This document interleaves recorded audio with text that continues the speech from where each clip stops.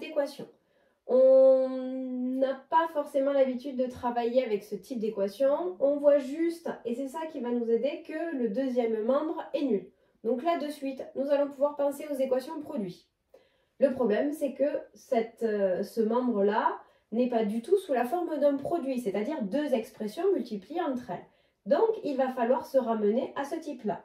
Mais vous pouvez constater que, regardez, on a quand même une similitude. On a cette expression x moins 1. Donc, nous a x plus 1. Donc, nous allons factoriser par x plus 1.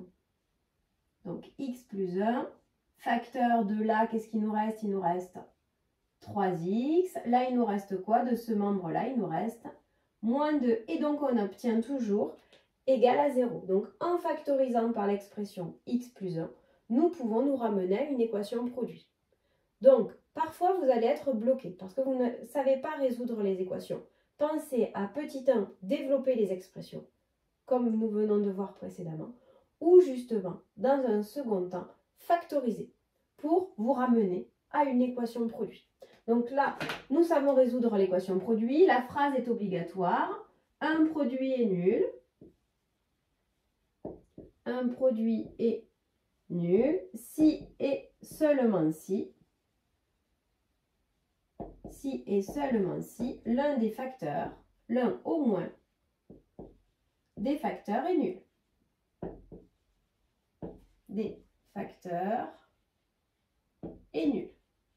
Donc là maintenant, nous allons chercher les valeurs de x qui annulent ce produit-là. Donc ça veut dire que nous allons chercher la valeur de x qui annule le premier facteur, c'est-à-dire x plus 1 est égal à 0, ou bien nous allons chercher la valeur de x qui annule ce deuxième facteur, c'est-à-dire que 3x moins 2 est égal à 0. Et nous allons résoudre ces deux équations en parallèle.